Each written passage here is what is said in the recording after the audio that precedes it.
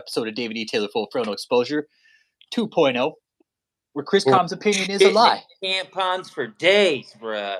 Yeah, Chris Com's opinion is a lie tonight, and he does not prefer the maxi pads. I hope you guys brought your maxi pads today. Yeah. And what we're going to talk about, honestly, we're going to keep this kind of on the real, because when you think about this cult mind control, right, dude, your hat's the dopest of the dopest hats I've ever seen in my life. Wayne's Yeah. World. Yeah, dude, And you're sporting a Rob Tights, dude. So dope. my little brother got dude, that hat's legit, bro. That hat's super legit. World, party time, excellent. Yeah, Asha, yeah, let's get back onto this cult mind control. It's disturbing, right? It's disturbing. We know that David Koresh, Jim Jones, they did some other kind of twisted shit, but not that we know of to this. Well, maybe he did. I could see Jim Jones making people clean up after his shit, but we never have any reports of Jim Jones not wiping his ass or putting fucking maxi pads in his underwear, right? Yeah. So if you think about it, even with David Koresh, there's no reports of David Koresh shit in his pants. Yeah, no, not that we know of. I don't think David Koresh had skid marks or Jim Jones had skid marks. No, it's not very normal. And, Cliff made a very good point. If he has some sort of bowel problems or something, why can't Jesus heal that for his best friend? You know what I'm saying? That's his homie. JH, what up, JH? We got Fucking JH coming JH in the in. house. Narcissist, what up, what up? Hey, you guys. What we're talking about tonight, JH, is poo-poo prophet DavidETaylor. Is this, we're not psychologists here, right? But I don't know if Jay heard the news yet. Maybe she did. Maybe she did. But JH, I don't know if you know this, but an insider let us know the other night that Apostle Taylor wears maxi pads in his underwear. Yeah, because he doesn't wipe his ass. Because he got a dirty butthole. There's shit everywhere. Yeah. Yo, Mikey Perry. Yeah. JH, you need to watch the stream from the other night with Cliff. Yeah. Watch the stream the other night with Cliff. Holy shit. Literally shit. Yeah, so we're sitting here. What we're discussing tonight is this psychological? It's like, fuck, is he doing this intentionally? Is the behavior learned? This is what's been kicking my brain. Okay, how long has he been doing it? Who taught him to do it? When did the behavior become persistent? Because he's able-bodied, Asha. He's able to wipe his own ass. He just won't. I think it's a whole power trip. That's kind of where I'm at on it. He's like on this whole power trip, like the holy hand will not go near the poo. Or just the whole power trip. You know what I'm saying? I'm not going to wipe my own ass. I'm a fucking apostle, bro. These my disciples can wipe my ass. They can clean up my shitty poo pads from my bathroom that I leave for them to clean up. Now, that's fucked up. That's going to cause some serious psychological harm to these guys. Cleaning up another grown man's shit when he's able-bodied. David doesn't need a caretaker, but apparently he does, and he needs a couple of them. To pull his fat ass around the clock. Yeah. And that's bad because, Chris, if you look at it, me and you, we're able-bodied men, man. It's like, at the end of the day, like, say one of us were sick and, like, our family members had to take care of us, that's a different story. Mm-hmm. But David, he's fucking able-bodied. He could reach his ass as far as I can tell, right? He could reach his ass, right? He can't see his wee-wee, but he can definitely reach his butt. Yeah, and like Pope Mikey Perry said, if I can get you to wipe my ass and clean up my dirty, shitty underwear, there's not much people won't do for the guy. Yeah, well said, Mikey. You're absolutely right on that. Yep. And bariatric, yeah. If he's got, like, David, you got a problem with your fucking bowels, dude, go see a doctor, man. It's okay, dude. It's at your age, honestly, you should be getting a fucking colonoscopy. You're 50. You turn 50, guess what? Actually, you're supposed to start getting them at 45 now. So, David, you're probably past that age. You really should go get a colonoscopy. You really should. You're unhealthy. Your liver's probably working fucking triple overtime, my guy. You know what? I doubt he even goes to the doctors. Nah, Do you why would he? think, or he does the whole Jesus heal me type shit? You know what I'm Well, saying? no, Cliff said that David will tell people to go to the doctor for him with the To get symptoms, him prescriptions and things like that. Okay. right? Okay. And then Cliff was saying, he's like, dude, he's always fucking constipated, right? And that comes with eating fucking pain pills, dude. Facts. Or high vitamin, a lot of vitamins, but I don't think David's eating a lot of vitamins. That doesn't I look like. highly doubt that. He's No. probably popping perks all day, my guy. Makes him irritable. You know what I'm saying? He could be that could attribute to his attitude and his bullshit, treating people like shit. You know what I'm Yep. saying? Yep. Yep. Think of the stress level too. Now that he knows that Cliff's been coming out doing interviews and telling us like bombshell shit. Hey, Oh, Kel they're watching Storm. too, you guys. They're sending Cliff messages. They're letting Mhm. him know they're not happy. Hey, cult members, if you got, and out to the cult members, don't listen to me. Listen to Cliff's interview. If any of the cult members from David's group, right, are cleaning up David's shitty underwear, check this out. Don't have a little bit of dignity for yourself, right? That's on a whole As nother a, level to me, yeah, bro. as a That's man. a whole nother level. Like it's funny, of course, it's fucking hilarious, but at the It's same time, it's pretty it's really it's disturbing, it's actually. sick, dude. David is Yeah. forcing these people to live in his fucking filth. Mia Quacko, brother Jake. Mia Quacko!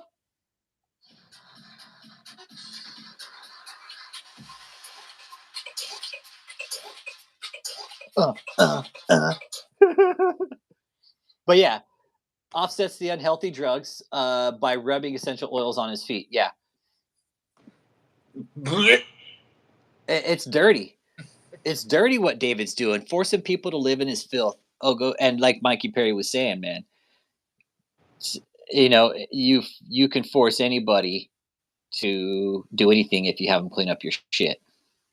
Bro, I mean, Cliff's saying he's got like poo crumbs in his bed and shit. He's having them clean out, bro. Come on. Is Colt? Yeah, they're basically telling him you need to repent and stop talking about Oh yeah, David. they said he was gonna be dead by a certain date if he didn't Yeah, repent. yeah. All types of shit. Mikey, or excuse me, Matthew. Yeah, they're going hard on him. They're not happy. Nope, nope. They're not. Definitely not. No way. No way. They're not happy about it at all. You're Guarantee it. exactly right, Kelstorm. Disgrace to humanity. He's filthy and downright satanic. You're absolutely right. Yep. You hit the nail on the head. Yep. He is 100% satanic. This it really does. This goes. We talk. Scientology satanic as fuck too, right? We can go into that. It wouldn't surprise me if the Church of Scientology has people cleaning up Tom Cruise's shitty fucking underwear too. I know they prepare when he's coming to Gold Base up in California, where they have like a really nice house that he stays in, a mansion on site there. And I know when he was coming. So basically, uh, I don't think it was on these Going Clear documentary, but there was another Scientology documentary where Tom Cruise had told David Miscavige about David Miscavige about this dream that he had, and it Nate was running with Parrish. Nicole through like all these weeds or tall grass or something. So he had the cult members build this thing for him and Nicole. Basically, it took him like a month to make, just so Tom could run through the grass with Nicole.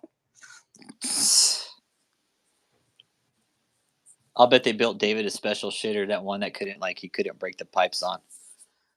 You know, with all his donations, his fat ass can buy a bidet. That you would think so, right? He can press a button and clean his butt.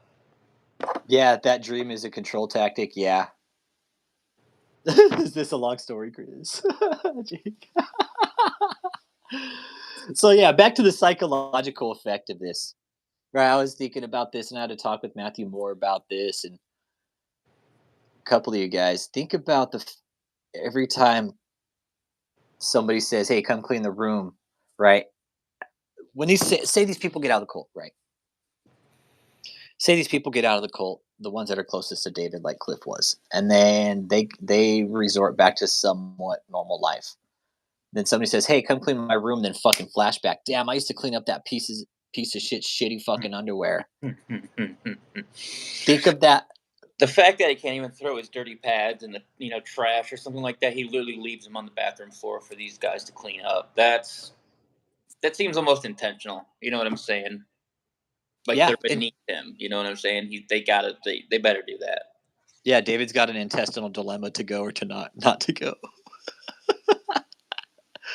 Yeah, PTSD doesn't even cover it. Well, potentially takes years to recover. Yeah, took Cliff 5 years. 5 years to deprogram. He said he's still doing it. I'll give a big shout out to Cliff too, man. Hearing you laugh the other night, Cliff, dude, that was the funniest, bro. Like dude, when memes are gonna be born out of that chat. All right, you guys, just be patient. Memes will be born out of that. Jake's already working on it. So let's keep that in mind. Hell yeah.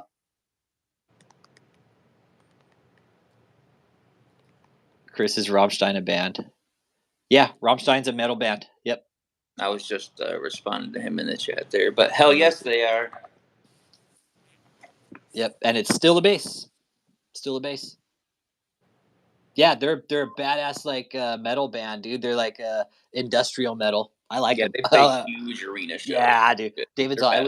I wish I could be like Rammstein. Maybe one day I'll play an arena show like this. David will never fill a fucking arena as long as he lives, bro. It'll never happen. Nope. No one knows who the fuck he is. He could give the tickets away, and he could still couldn't fill an arena. Yeah. Give the tickets away. He's all, I'll fill a fucking adult diaper, okay? He could offer everyone $10 that comes to his show, and he still couldn't fill an arena. Even $20 probably. Shit, who knows? I wouldn't go. Fuck no. I ain't that broke. Shit. Yeah.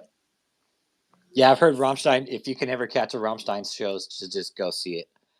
Yeah, if they ever come near me. Yep.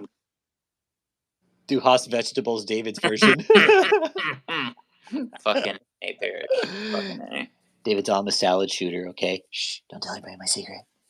He's a fucking shit shooter. Mia Quacko. Mia Quacko! In the motherfucking house.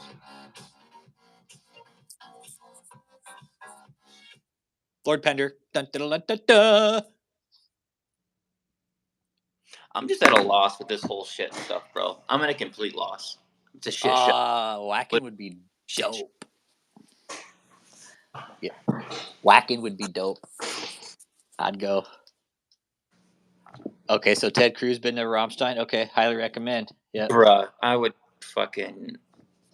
there's not much I wouldn't do to go to Whacking. Yeah. Last one I saw that was last metal concert I saw that was really good was Lamb of God. That was a good one. That was pretty dope. Yeah. Going to see Underoath in a couple weeks. That's going to be good. It was actually the Skid Roth, okay, because David was wearing panty liners back then. They shouldn't rename it the Skid Roth show.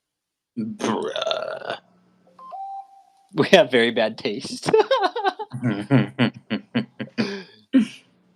Makes me wonder how the nasty women. I know. How are women getting into bed with him, man? That's like, yeah, Skid Roth, man. That's nasty. David. That's like, we're going to call you the Skid Row Creeper, dude. And how he was having multiple women in the same day, he would have them go clean off like their little sex bed so he could have another one come in next. That's fucking disgusting, bro. That's disgusting. Imagine the sweat stains on that fucking bed. That's like filth. Anybody from the cult that's watching, there's 30 people in here, smash that thumbs up. If anybody from the cult is watching, man, don't be cleaning up David's shitty underwear. All right? That is so inhumane. Bitter bad bitch in the motherfucking house. Triple B's. I'm just at a loss. I'm at a complete loss with this whole shit, bro. Yeah. It's inhumane. It's psychological torment. Easily. Imagine Ashley. Separate 5, Michael Parisi. Sweat everywhere. Sweat and glaze. Well, when you look at Ashley, if you look at some of the videos from a year ago when David was doing his fucking One Night with the King, the 7-night shit show, look at her face, right? And then look at the most recent. In a year, bro, you can see the physical change in her, bro. True. You can. You can see her from having just starting bags, and now she's got fucking these big, heavy double bags under her eyes. Days a week, bro, and it's taking a toll on her. Oh, I bet you she's the one cleaning up David's shitty underwear now. after sleeping with him. Yeah. Yep. God, man, it's. I know. I hope he doesn't eat corn, man. Oh, not cool. Who said Oh man. that's fucked up? Yeah, yeah. No, Mariah needs to get out, man. You're right. Mariah needs to get out. And here's me and Chris Con were talking about this, and me and Bruce too, actually. Um, okay, say David's not wiping his ass, right? Imagine what the hotel conditions are like. Oh, I'm sure they're destroying those rooms. They're kind of making them their own a little bit. You know, they don't have much. It's just like a studio. They don't even have a kitchen in there, so you can't even call it a fucking studio. They've got a bathroom, a shitter and a shower, and a bed and a TV and a desk. That's all they've got. Maybe a microwave if they're lucky. If they buy their own little mini fridge or something, I'm sure they can have it in there too. But no, You no. can't. I wonder if they're doing like chow times, like jail and shit. You know what I'm saying? Like, I doubt there's like an I open don't. kitchen where they stock it and these people can just go eat whenever the fuck they want. I mean, there's some big girls there, so I'm sure they have, the fridge locked and things like that. I don't know, dude, because you can't. You can't cook in those due to fire codes, right? That's what I'm saying. You can't. They're not like cooking in their fucking thing, and I'm sure all 30 of those people aren't sharing the same kitchen, There, around the same time and things like that. there's more than 30 people in there, bro. And there's fucking kids in there too, bro. There's That's kids in what's there. fucked up. There's Yep. fucking children in there, bro. Yep. Yep. There's kids in there. Um, there's kids in there, and that's the scary thing. Like, say there's cooking, there's cooking going on, or say they got like a hot plate, to leave one of those fucking hot plates on, man. Yep. They're eating outside, cheap takeaway. No, I don't. Yeah, they could be eating out a lot. Hey, good evening, Joshua Wilcox. Welcome But to we the know they're not chat. lobster tail because they just sit there for fucking hours getting cold. How many hours? Oh, it's 24/7 there, dude.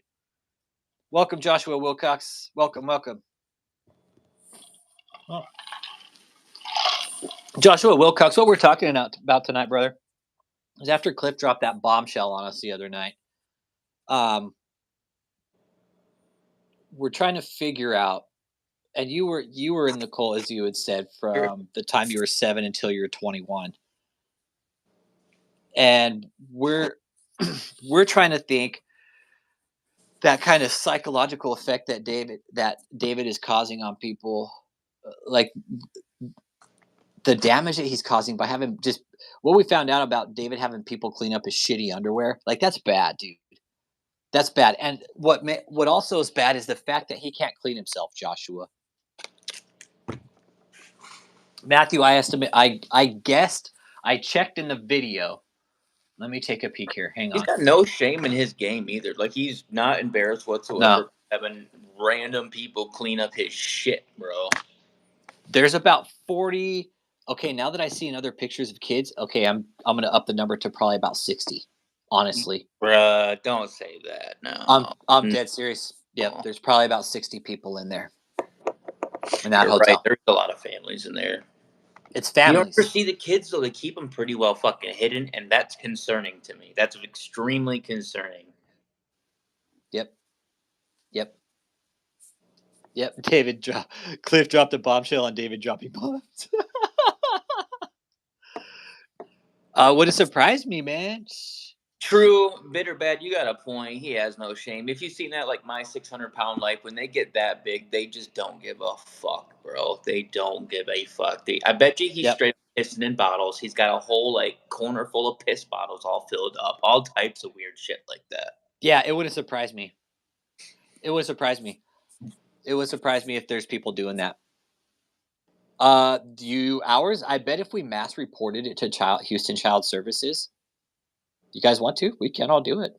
Oh, if they got more than 5 reports, they're gonna have to do some searching into that. That's not just a random anonymous call or two. That's a handful of people that's called with concerns that they What I will have would to take serious.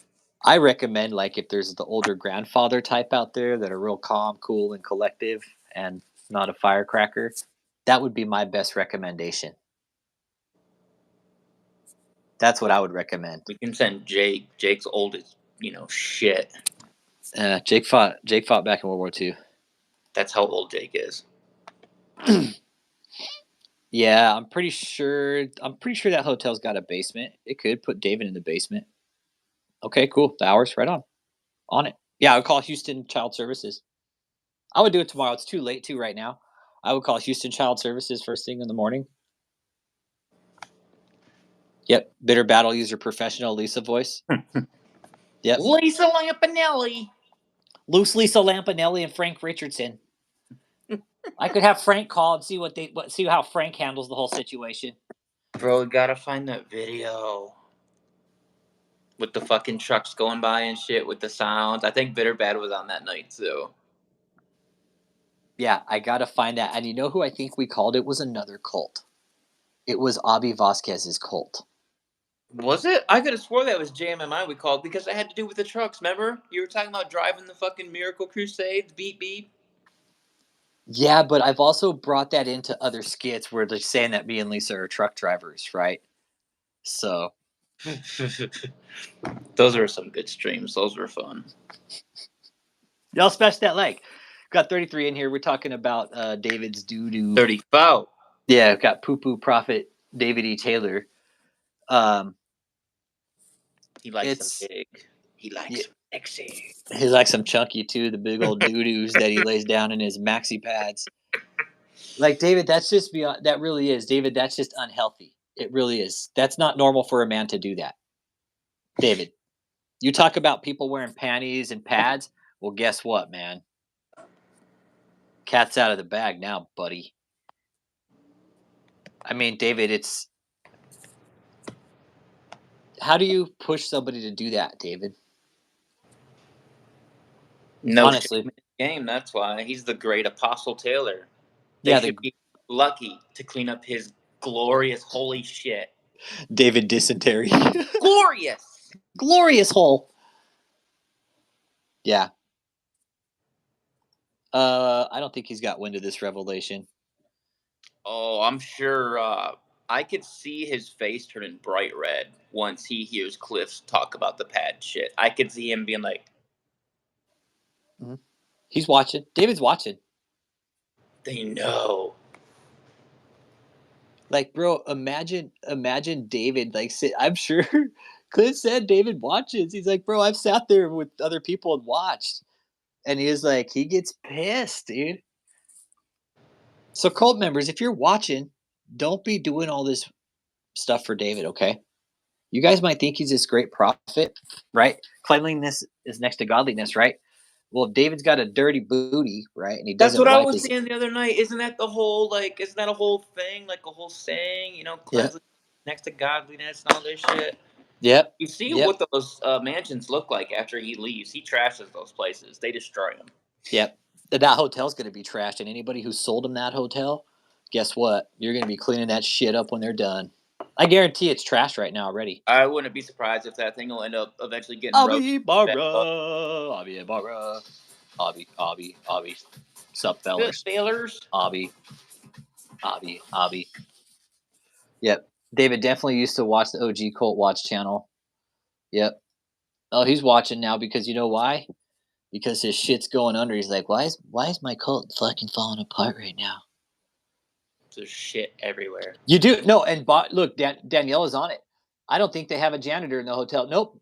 You know who's cleaning that place? You know what? No, because when I went down there and did an audit, I think I actually saw the janitor, the cleaning lady coming out.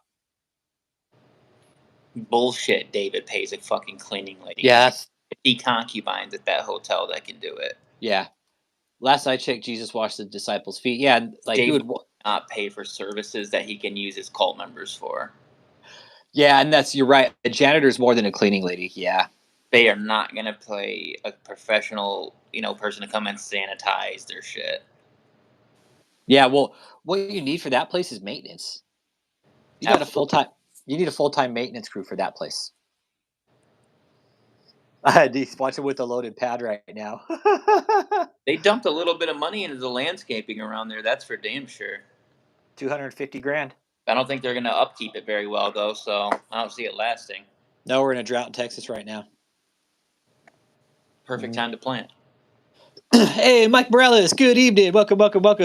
100% the hours feet. Yep. 41 in the chat. Smash that mother trucking like. Hit that subscribe. Hit that bell notification. There's only one commercial. They did those date palms. Yeah, those date palms are expensive too. Oh, yeah, Yep. word. Yeah, the date palms are expensive. They're not cheap. Nope. No, it costs a lot of money. Now, David's also got some junipers there that he also planted, right? And he's got lights wrapped around him. What he's gonna have to do with those, David, is you're gonna have to have somebody come out and loosen the lights up, right? So those trees grow. You know that, right? Call Lisa Lampanelli. Is this the hotel that is being purchased? Yes, Joshua. We're talking about the hotel now in Houston.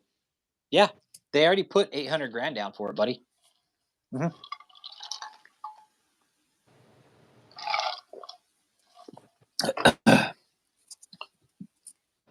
They might be paying for cleaning services because they need to look nice. Yeah. Why would they pay for cleaning service when they can just get a concubine to do it for free? Yeah. Tony! Yeah. Becky. Yeah. Yeah. Cleaning anybody can do, but proper cleaning in a place like that, my guy. David's just so cheap. I just don't see him paying someone to clean. I'm sure the 800,000 was debt. Because David's credit report in his name. He's got to be in some serious fucking debt right now. Mm-hmm. He's I in mean, personal borrowed debt. a lot Yeah. to buy those houses, right? He's producing his own fertilizer for the landscaping. Like the house in Tampa, didn't he borrow like 60 to 70% of that money? Borrowed half. That's what I thought. From like a Yeah. loan shark too, correct? Yep. Yep. Is Tony still at the hotel or in St. Louis? Pretty sure Tony's in Taylor. I'm pretty sure Tony's in Taylor. He was at the hotel for a little while, but I'm pretty sure he's back in Taylor. Oh, it's a human rights issue. You're right, Matt. That's why we're here because I see it as a human rights issue now. Yeah, he's not letting no outsiders in to clean anything. Good fucking Nope. point. Nope. Good fucking point. If it is, it's somebody really dumb that isn't going to ask questions.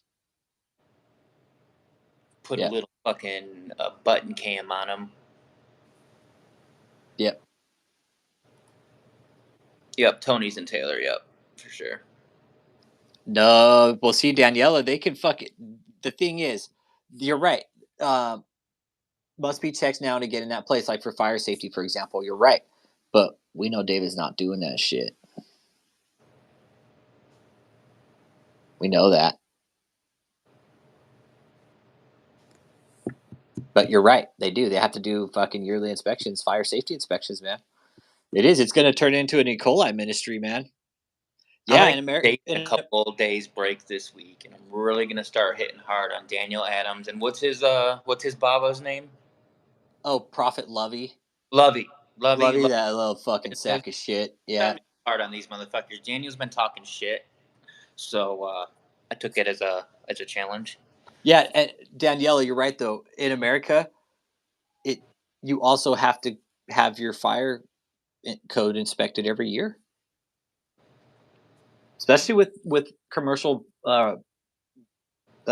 Yep, you gotta have dwellings like that. your systems. You gotta have your fire detectors, all that shit. Yep.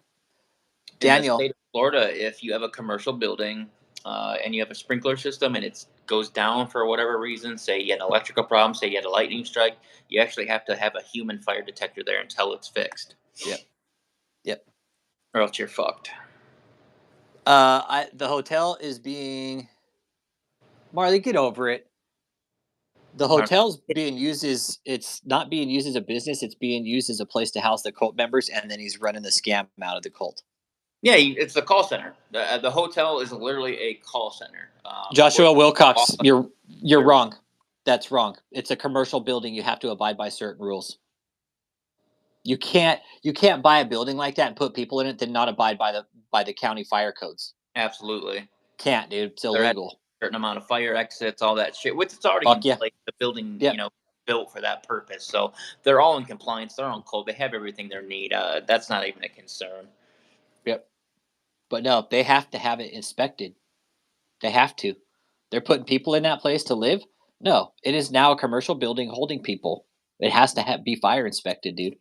It's like an apartment building, dude. especially in Texas, it has to be. Due to comfort. Yeah, the fire marshal can walk in and shut that place down, man. No, it's they've been pushing it off that it's a church, but which location is the actual church, you know? Yeah, they don't own it. It's still zoned commercial. Yeah, that's exactly right. They don't own it. That's even if they did own it, guys, and they were using it for commercial use, they have to have it fire inspected regardless. There's no way around that. That's fire code, man. Intestinal deacon. But yeah, he's running the cult out of the the church or the cult out of the hotel. Fuck Yeah, yeah, because he's operating that bitch 24/7. probably stay. They have. I don't think it can support David's weight bitter bad. They're like, well, you gotta take the motherfucking stairs, homeboy. Yeah, next week in the big conference starts. David's like, oh, there's gonna be millions of fucking people watching. It's gonna be aired on all the news media stations. Everybody's gonna be there, okay? Except Michelle. Okay? Michelle's gonna be hidden in the fucking dungeon, okay? Yeah, I'm ready for that. He's got he's making it sound like he's got millions of followers and he really doesn't. David, we know you don't have millions of followers, dude. Fuck we did no. Yeah, we know that, dude. Yeah, Do you think yeah. Dave has heavy flow days? I don't know. What I mean, Cliff said dude's constipated. And hotel still says JMMI on it. Here, David. Here, Davey, you want some maxi This pads, for you, my buddy. bro? All the doo-doo. Oh, he's buying the subs too. Yeah, they're consistent 10 every day. 10 every day. I've never even like thought of that. Like a person would use those for that, but whatever works, I guess.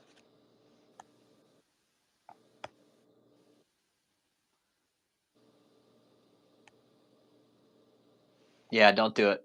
Yeah, don't call fake. Don't call in a fake fire call in that place. Don't Yeah, do it. yeah. Don't catch yourself a felony, please. Yeah. Thank you. Yep. If you want to catch a felony, doing it hitting David in Minecraft. Yeah. Do it in Minecraft. Yeah. Just call the local fire department. Tell them they're housing commercial building and it's not being inspected. Yeah. Listen to Bitter Bad Bitch. Okay. Listen to Bitter Bad when it comes to shit like that. All right. She will never lead you astray. I promise. I promise you guys that she will never lead you astray. She will tell you what's right and wrong. I promise you that. Um. Yeah, it's Yeah. wrong. Bomb threats, guys, or fire threats. Yeah, no fire threats, no swatting. Yeah, nothing like that. Swatting Oh, would be fucking funny though. David on a live stream and all of a sudden he gets fucking swatted. That would make my that would be legit, right? that would Yeah. fine. I don't even want to talk about that because it's serious shit, man. It's serious fucking shit, dude. Fucking hilarious fucking shit. Well, people have actually got shot, dude. I know. I know. Yeah, dude. That's why you don't do that. It is not cool at all, but I mean, Nah, that's even worse, dude. Swatting is like worse than like I don't know. that's out of pocket. That's Yeah, you don't do that. Yeah, yeah. you don't do that. Um. So, David, Prophet Poopy Pants. What is swatting? Swatting is basically when you call in a fake. You call in the SWAT team, which is it's like the special forces of our police, basically. Danielle, Right? after this live is over, go ahead and go on YouTube and just type in swatting and watch a couple people just doing a live Yeah. stream, and they get their door kicked in by about 25 cops. Yep. Yep. Yep. Basically, what someone will do is they'll hack they'll get your address from your IP or whatever the case may be. They'll call Yep. 911. They'll say that you're suicidal. They'll say that you're about to kill your family. And next thing you know, SWAT's kicking in your fucking door, and you have Yep. no clue what's going Yep. on. Yep. They show up at your door, fucking kick your People shit have in. been shot and killed over it. I think he does. I think no. See, if he's moving, no, David's gonna move around. Kid Frost. David's not gonna move around very much. I mean, he moves No, really dude. slow. I think he's gonna move around. Because he's got to stay hidden at this point. I think He's so fat though. he's out of shape, dude. He's not healthy. He is very unhealthy, man. Fuck yeah, he's unhealthy. He's not fucking wiping his own ass, bro. And then he's probably not washing his hands. He's probably eating up. Ugh. He's got doo doo all over his bed. He's sleeping in it day after day. Joshua Wilcox, what's his favorite place? Where does he like to stay at the most? If he had to pick one of the places that he stayed at, where did he stay? I'm thinking St. Louis or Taylor is where he stays the most. Let's Yeah, see what Joshua says. yeah. Cliff was telling me he's never had one place more than 6 months. Yeah, Cliff was telling me that whenever he's in St. Louis or in Taylor, that he likes to go to the main headquarters and just walk around and kind of look at all the bullshit that he's got there. It's like his eagle's nest. That's his castle. Yep, that's Eagle's Nest. I like It's that. Yep. it's David's nest. Yeah. It's David's nest. David's Den. Yeah, from my time there, it was always St. Louis. Okay. Okay. Cool. Yeah, that's where he was always at because you could see the stairs in the background. He was always at the St. Louis house with that fucking staircase. Joshua Wilcox, you said he stayed with you, right, brother? What kind of? You said he was a slob, right? Like, can you contest any of that? Like, what was Did he eat you out of house and home? Sebatarth? We could do a lawsuit update here in a little bit. Yeah. Yep. Yeah, in Chicago.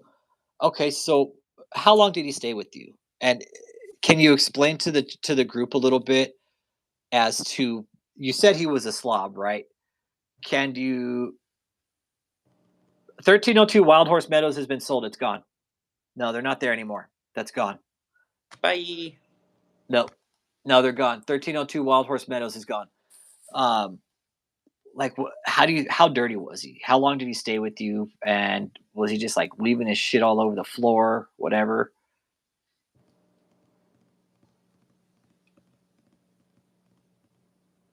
Yeah.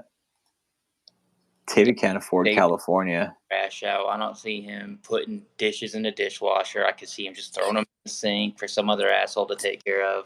Yep. Just being a complete slob. Fucker. He that thinks everyone, should Oh yeah.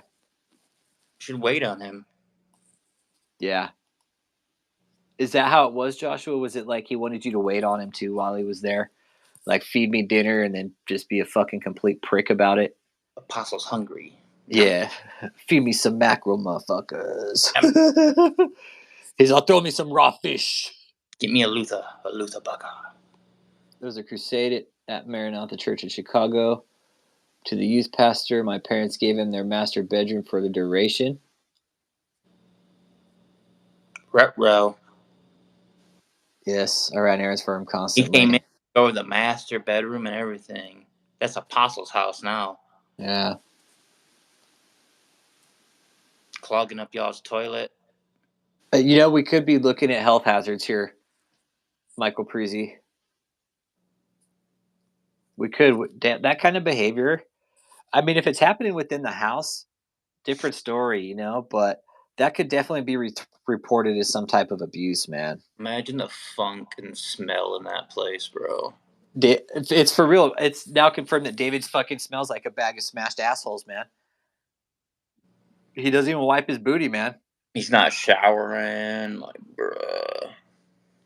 Oh, he left his clothes everywhere. What a fucking slob. As a guest, David, you just threw your clothes all over the floor like a fucking pig, dude. Sounds about right. Yeah. I'm not surprised in the least bit at all.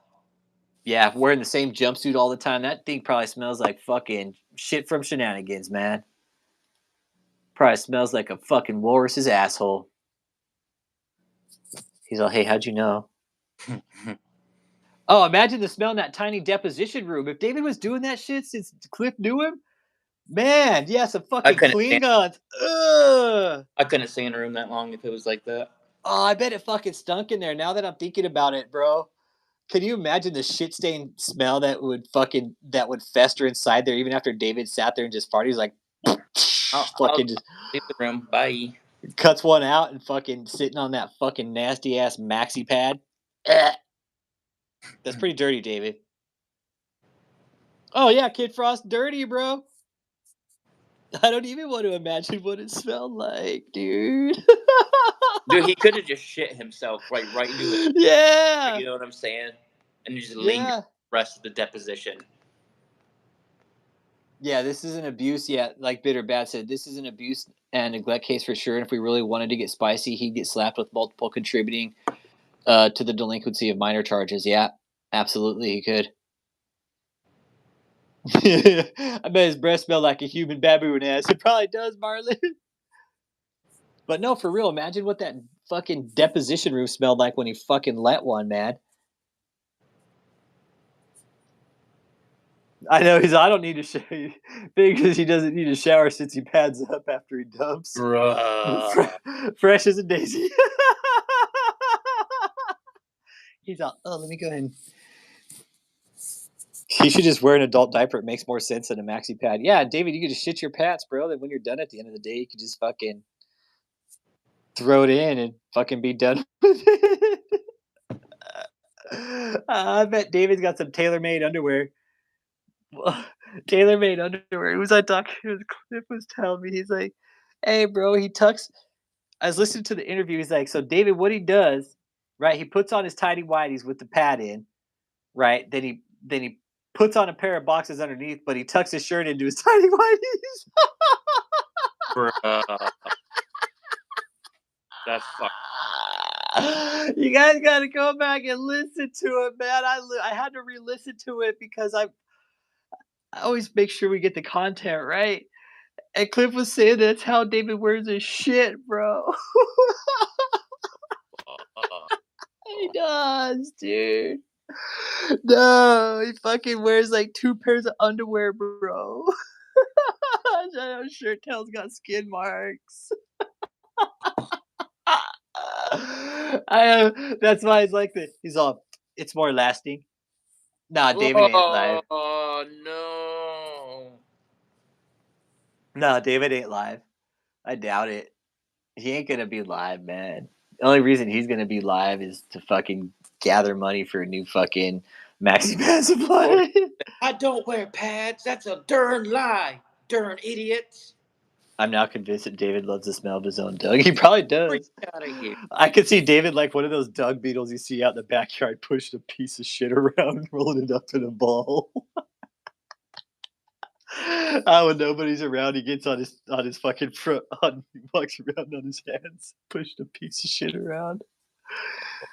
God. I know it's like he's sweating and shitting through his clothes at the same time, right?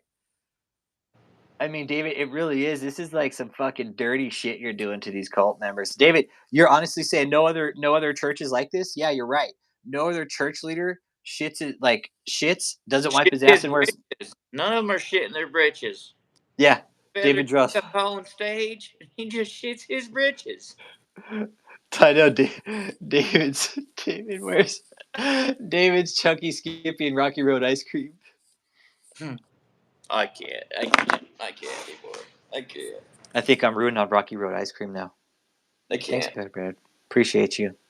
Good looking out, Bitter Bad. Hey, if you're in the background, man, let us say what's up to the chat, man. Hey, Maya.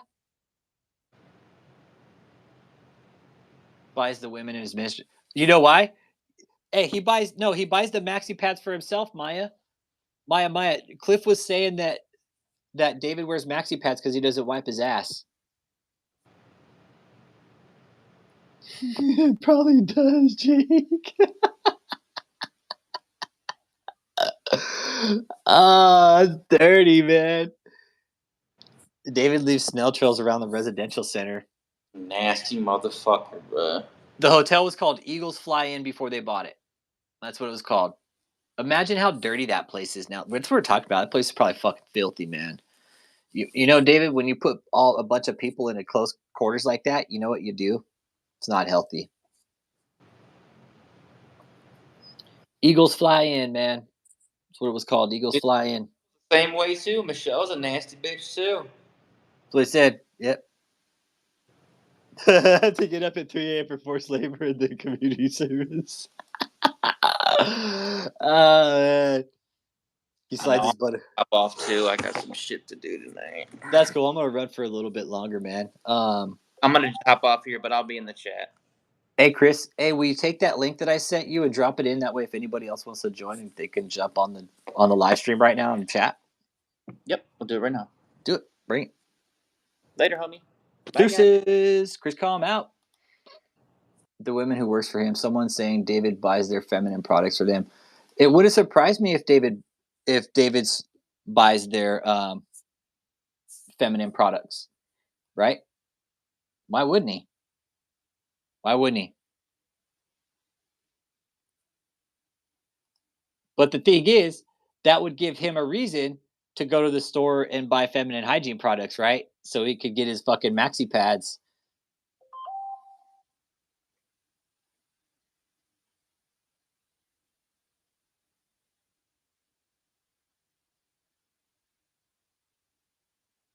Shit. Let's think about that.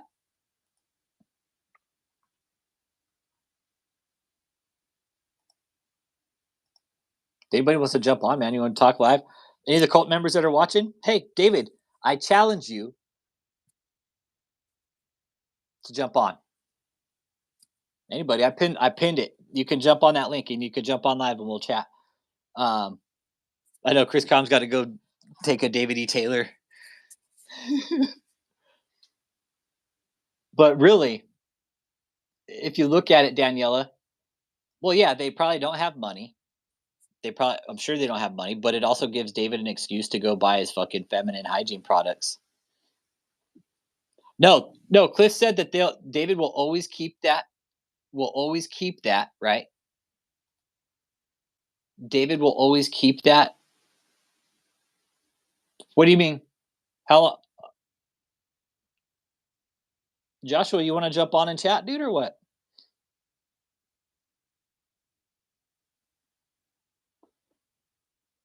I know all I could think of is how he doesn't wipe his ass.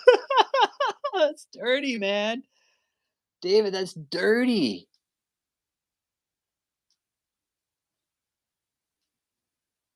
But the Victory Way Lane apartment, no, they're always going to keep that.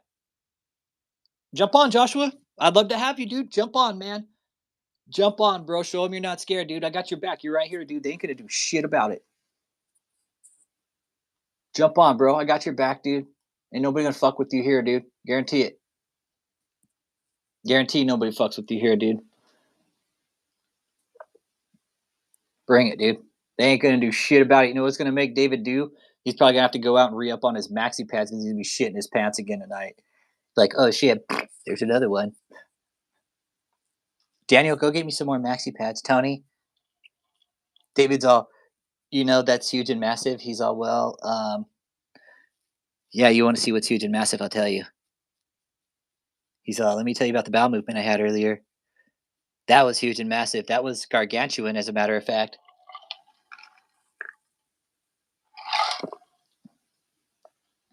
Okay, cool. That's fine.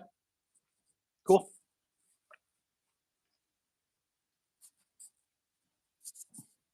Yeah.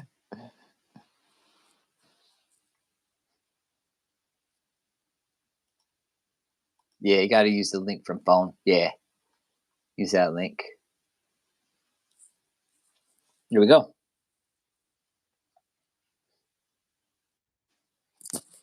Welcome. Evening. What's up, man? It's good. Nice to meet you. Yeah, you as well. You as well. Hey, you have the floor, brother. Go ahead. Oh, wow. Okay. All right. Take it. Well, first and foremost, I present a little bit of an older perspective because I've been out of the cult, out of JMMI for about 12, 13 years now. So, what I would have to offer as far as experience is a little bit aged. So, I don't want to, act like I know exactly what's going on there now. I have friends who have come out of there and have told me things have gotten much worse. since I was there, but I was pretty much raised in it, and we were there when he was starting in Renaissance hotel ballrooms in St. Louis, right next to the Lambert Airport. And so growing up, I never had the idea that any of this was wrong or anything like that. So, but yeah, so like I was 7, 8 years old. My parents got involved with the ministry. The majority of my experience that I can remember beyond childhood was when he told my dad that a rich man was giving him a Gulfstream, which my dad's a corporate pilot. So just a little background for you on that. My dad's a corporate pilot, and David always called him his pilot. And so the bulk of my experience comes when he told my dad to move us to Detroit as a family, and that he had a rich man that was going to give him a Gulfstream for my dad to fly. And so my dad had a very lucrative, well-paying job, and we dropped everything and moved up there. No security, nothing. So this was when the Taylor location was being just getting started. And so I was 17, 18, something like that, later teens. And so we moved up there, and he put me over the youth ministry there in Taylor, because that's what I believe that I had been called to. And aside from what I was raised to believe in, that I was his number two until Joshua was old enough to take over the ministry after he had been taken. He was supposed to be taken up like Elijah in a chariot of fire, is how he was supposed to go. And I would see this, and then from that point on, I would take over the ministry until Joshua Taylor was ready to go. So from that point, I started working in the ministry building there in Taylor, and was actively working as a youth minister. And I was very passionate about it, and believed in it, and just things started going down from there. But I started, as time went on, I started seeing some things that were not, I was exposed to information and seeing some things that were not copacetic and kosher. Coincidentally, also around the same time I started, I was involved with one of the girls in the choir. And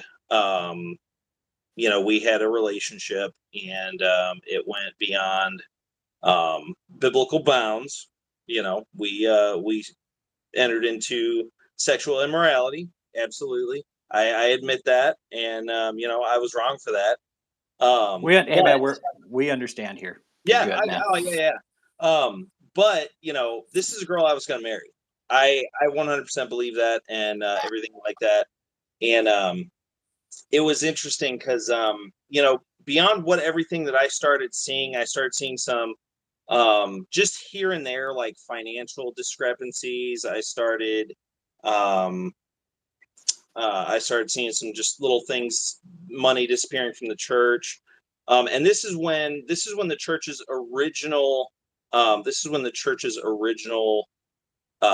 owner or founder was still alive. And so I started seeing some of this stuff happen, and then around the same time, he started to. Do you need to interject? I see. Oh, okay. I just saw Keep talking, man. No, Feel please. free to stop me and ask questions. I'm totally fine with that. I'm just trying to get some Yeah. experience out, you know. Yeah, no, please.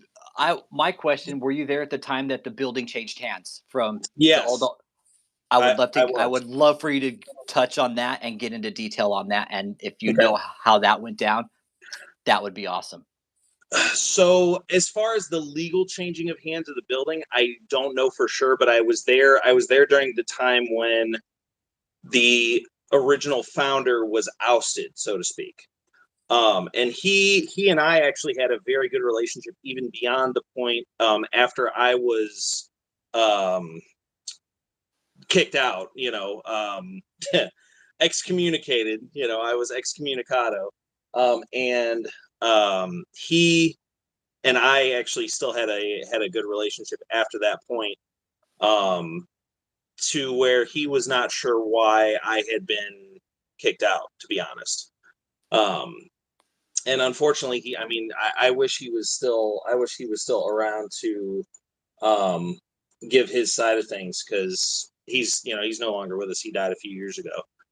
Um, so anyway, during this time, I started seeing some things that were not correct, and then along the same time, David started coming down on me for having a relationship with this girl, and so which very very good looking, young white girl. I mean, like that was his thing, and so he pulled me aside one day and said, it started like this. I don't want you to see that girl anymore. She's not the one God has for you. God has so much, blah blah blah, and this is a sacrifice that God wants you to make, is this relationship. And so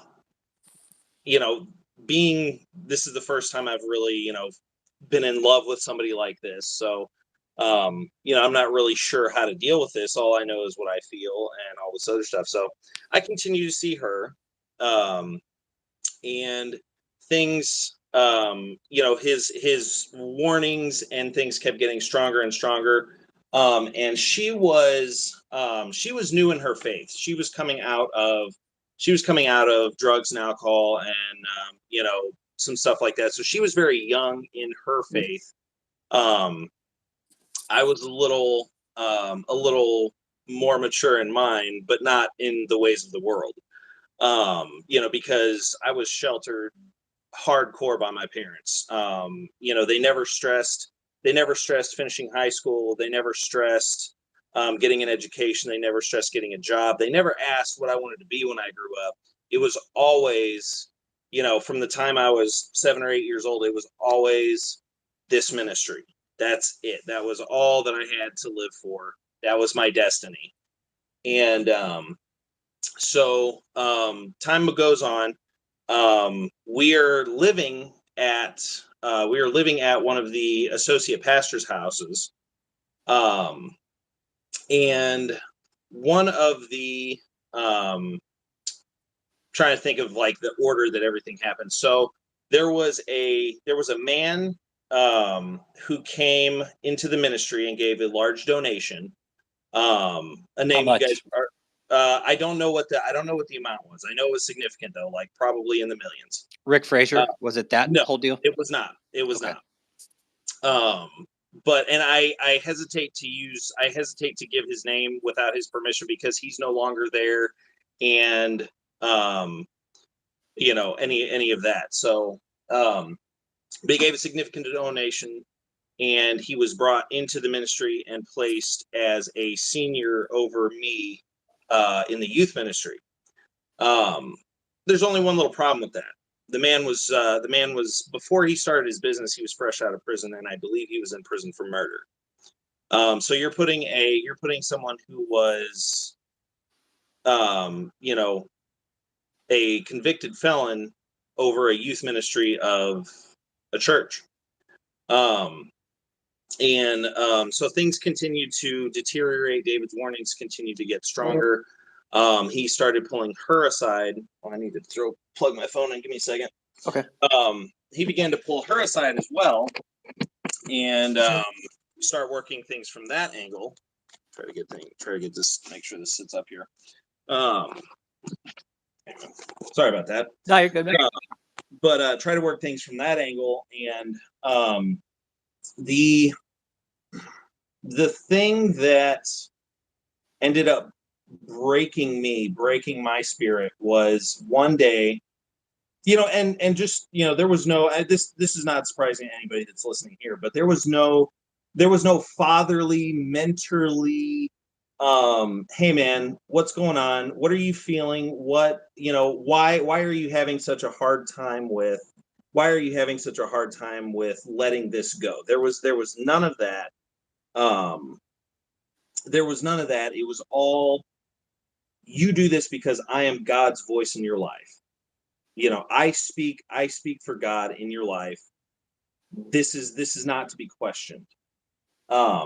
Because to be fair and honest, I mean, I personally, now looking back 2020, I'm glad that there was none of that, because had there been some of that, I probably would still be there to this day. Because I didn't know any better. But there was a point in time when this person that was appointed over me took me aside, and by David's direction screamed at me and berated me in the youth ministry room for the duration of one of his crusade meetings. This dude is older than me, bigger than me, very intimidating to me. And he screams at me, berates me, breaks my spirit until I am physically in tears and cannot function. I cannot think, and breaks me down at David's direction while he is out on the stage praying for people and, doing his thing. Yeah. And then that was like the moment that after that moment, once my spirit had been broken like that, I was determined that I would not, I couldn't submit to this anymore. And then the other part was, he pulled the girl who I was now engaged to, he pulled her aside and he tells her, and, keep in mind, this is somebody who looks up to him as like, a spiritual father. And this is the only spiritual authority that she has ever known. And he tells her, he says, I can usually see the light at the end of the tunnel for people, but I see no light for you. To me, I could no longer reconcile that with the God of the Bible. I could no longer reconcile that with the God that I knew, the God that I had experienced. And that was the end. That was the end for me. That was the final straw. And it came down to a point where I was out of his control so much that he gave my parents a choice. He said, you either bring him under control and bring him under submission, or kick him out, or you don't have a place to live anymore. The place that we were staying and the folks that we were staying with were under instructions to kick them out if they didn't bring me into submission. Are these people that you talk about still there? Some of them. Okay. All right. Some of them. Yeah. You don't have to mention names. That's fine. Yeah. We get it. We understand. Some of them. Yeah. Okay. Yeah. Spiritual, verbal abuse. You left at 21, right? You said you were there from the time you were 7 till you're 21. Mm-hmm. It was all you knew. I might have been 22, maybe a little older, but I mean, potato, tomato, a few months difference, not big of a deal.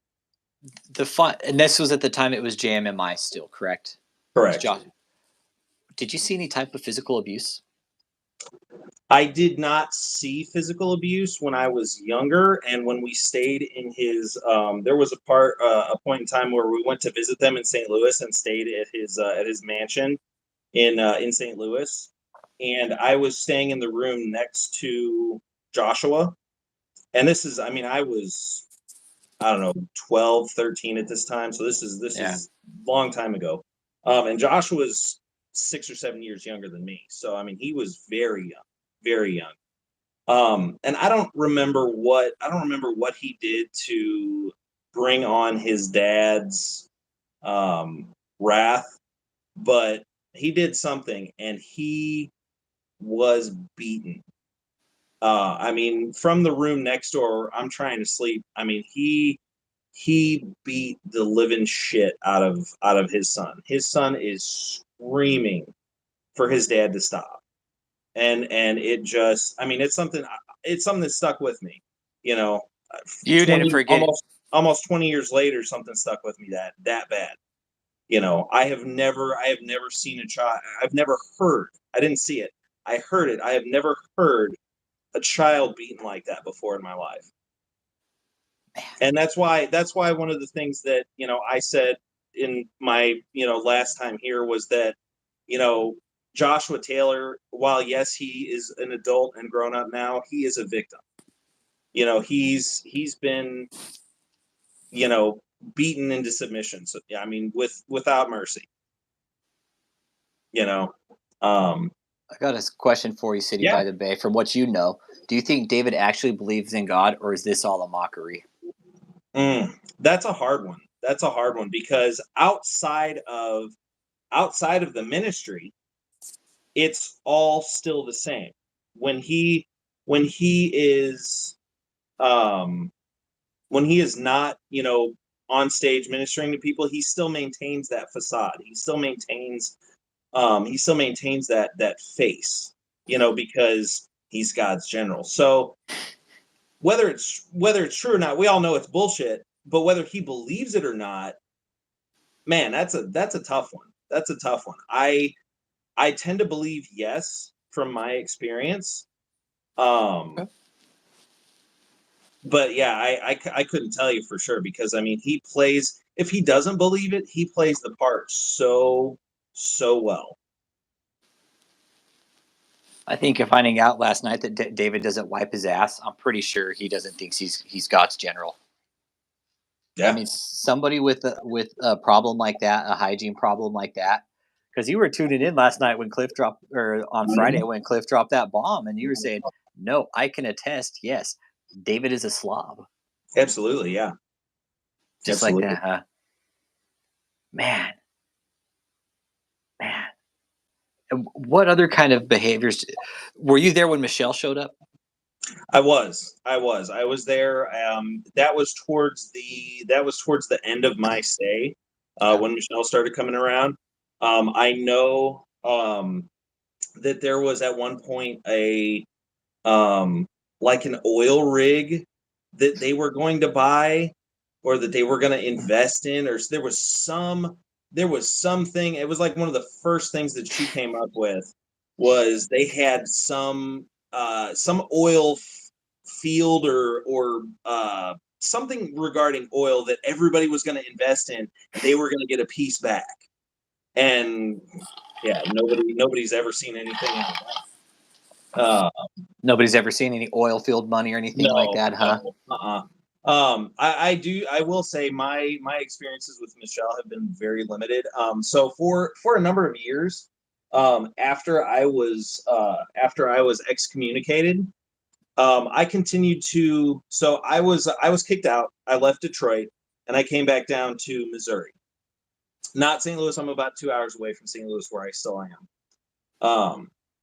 And but whenever the ministry would have crusades in St. Louis, because I was processing, I was trying to figure out who God was. You know, I was trying to figure out, and still trying to reconcile all the stuff that I'd heard. Because people, when I was kicked out, people from the ministry called me and told me I was going to hell, told me I had to repent. In fact, they used one of my best friends from the ministry as the very last person to call and talk to me. You know, this was one of my best friends at the time, and they called me and said, you know, you need to repent to Apostle, and you're going to go to hell, and I'm really scared for you. You know, and things like that. And it, that conversation ended with probably one of the boldest statements I'd made to date at that time. And I said, I'm sorry, but neither you nor David nor anybody else is going to tell me the condition of my soul. That's between me and God, period. And to be honest, at that point in time in my life, I don't think I believed that, but that was a foreshadowing of things to come, because I truly believe that now. And I've come to learn that now. You're in charge of your own soul, nobody else. That's right. That's right. Yeah, you're in charge of your own soul. I am accountable to God for my actions, my choices, my decisions. And that includes the people that I've had to reach out to and apologize to because I introduced David to them. There were two churches, two ministries that I brought David into as a teenager because I was involved in these ministries and I wanted them to experience God. And that's what he preys on, is people who are hungry, people who are thirsty for the genuine God of the Bible, but don't necessarily make the effort to do the study or to know themselves. And I don't want to say that for everybody. That's not a blanket statement, but you see a lot of people that just want to rely on the man for their connection to God instead of going out and getting it themselves. But yeah, so yeah, I am accountable for my own soul, my own actions. But there was a period of time, going back to where I was, there was a period of time when I continued to come around whenever the ministry was in St. Louis, whenever they would do a crusade or an event gathering in St. Louis. And David was interested in bringing me back to the fold after that, because I had, at this point I had not spoken out against him or anything like that. I just disappeared. They kicked me out and I just disappeared. And one of the first times I met Michelle after Detroit, and after I had begun to seek God for myself and discover who God was to me, and discover the real true God, for my life, the God of my life, as Cliff calls him, the Most High. Hang on 1 second, guys. This is a work call. I'm sorry. No. Do you think? Let's see, how do I mute this here? He had to take the call. That's all right. I had to take the call. Work calls. See how real life is here, David. See all the cult members that are out here watching this, possibly, right? Look at how normal this man is living his life now that he's free of this indoctrination that you guys are so stuck on. The Taylor Testament. I mean,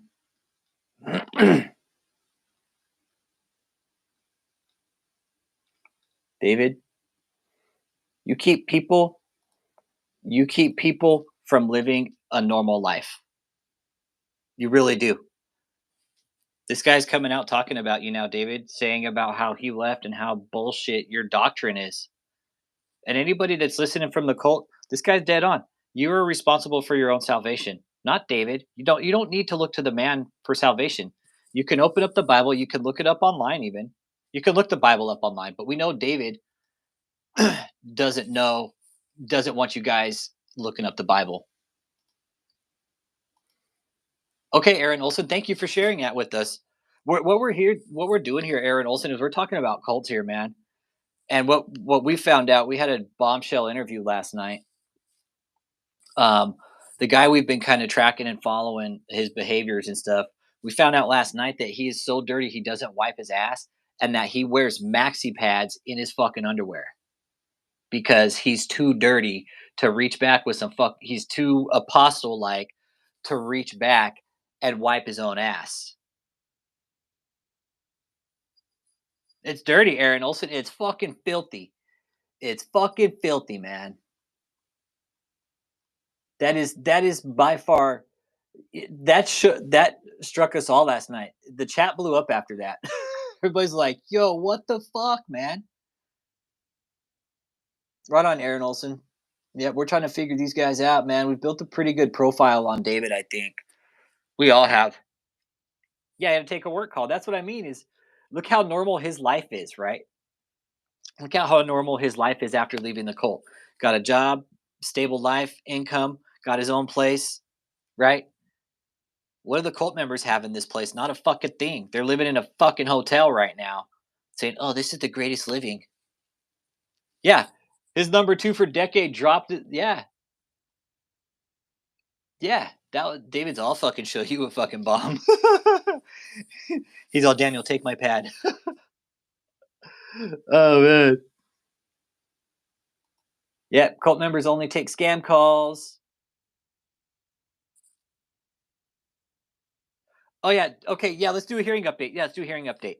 So, hearing updates in August 22nd or 12th, I believe. 12th, 22nd. The David has pretty much tried to drop the countersuit, right? David tried to drop the counterclaim and like try to it's what he's doing, right? David's basically trying to keep his foot halfway in, halfway out, right? With the claim. Judge is basically saying, no, you can't do that. You can't do that. It's either all in or you just drop the fucking claim completely. Right. But David being the sack of shit he is, he's gonna try and fucking run the claim. Guarantee it. He hasn't provided any kind of information to the courts. More or less, basically, he's not listening to his lawyers. That's pretty fucking clear, right?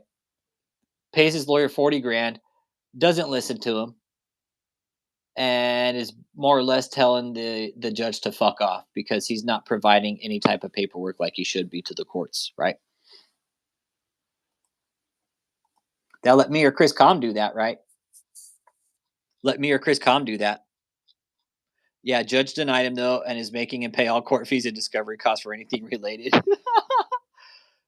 Hey, I pinned the comment. You could go ahead and rejoin if you want, man. This is a federal civil hearing. Yes, it's a federal civil, not federal criminal, but it could go federal criminal real fucking fast. I guarantee it could go federal criminal because if the judge sees that there's criminal shit going on, it's her job. It's her job as a judge. Hey, May Sullivan, it is her job as a judge to prosecute. It's her job as a judge to push it up. Hang on, let me get the link back up for you, Joshua. There you go, bro. If you want to join in. Oh, it can lead to prison for David. Yep, it could. David can go to prison. The judge always has the final say. Daniela. No, it doesn't matter. It's civil, but it can go criminal real fast. All right, we got Josh back here. Right on, Josh. Nah, work calls, dude. Can you explain maybe to some of the cult members that might be watching now how your life has changed since you've left the cult? Absolutely. Please, thank you. Thank you. So, first of all, one of the things that really intrigued me was a question that you asked Cliff last night. I'm going to divert ever so slightly there. You asked Cliff if he saw Jesus outside of the cult.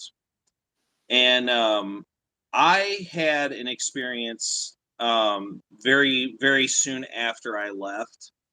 For the first couple of years, rediscovering everything that I had known, starting life over.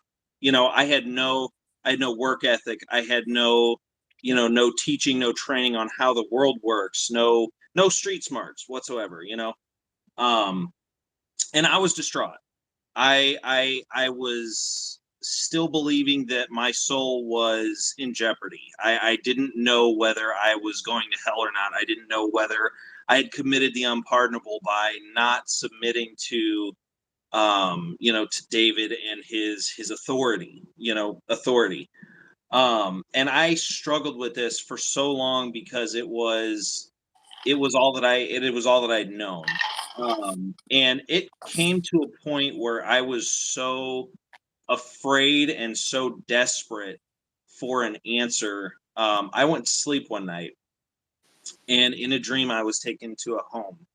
And it wasn't something crazy extravagant. It wasn't, I mean, it was nice, but it wasn't something crazy extravagant. And it was me, and there were 5 other people standing there. And we were in like a foyer area. And it was an interesting time, and I'll never forget this, because we all looked at each other, and if I met these people face to face, I would remember them to this day. I would recognize them almost immediately. And looking into each of their eyes, we all looked at each other, and our gazes met, and we could each tell. No words were spoken. There wasn't a single word. No words were spoken, but we could all tell that each of us had questions. All of us had questions of some kind. And we're standing around in like a foyer or like a meeting area with a fireplace in this room. And through the room, in just an instant, through the room just passes Jesus. Just passing by. And in passing by, there were no words spoken, but he looked to each of us. And in that instant, in that moment, there was peace brought to me. And you could tell that each of the people in the room had their questions immediately answered. Again, without a word being spoken. And I knew from that moment, after I woke up from that dream, I never had another doubt in my mind. I never had another doubt in my spirit that my soul is secured with Christ on high. And there's not a man on this planet that can remove me from his hand. That decision is mine and mine alone.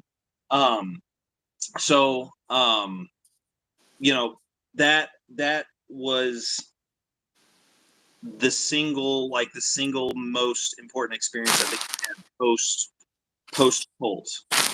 But I wanted to bring that up because I know Cliff talked about it the other night, and that I just found that so I found his testimony on that so compelling, and I wanted to share that because I felt like that may benefit somebody. And if you don't mind me asking, and this is by no means to put you on the spot, what made you want Absolutely. to finally speak out about all this? So over the last probably 2 or 3 years, I have been praying, and honestly, like the last 5 to 7 years, I've just been enjoying life. I've been enjoying peace. I've been enjoying growing personally, professionally, with my career, things like that. And it's almost like God's just been letting me just kind of relax. Just kind of, it's like, hey, look, man, you went through a lot here. Just kind of settle down a little bit. But over the last probably year or two, maybe a little bit longer, I've just had that underlying gut feeling that, okay, it's this time of peace is coming to a close, and I've got another fight for you.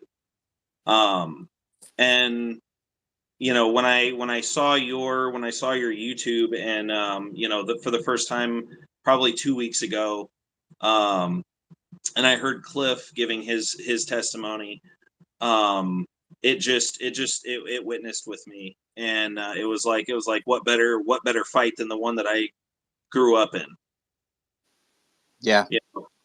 Yep. Fight fire with fire, I guess, in a sense.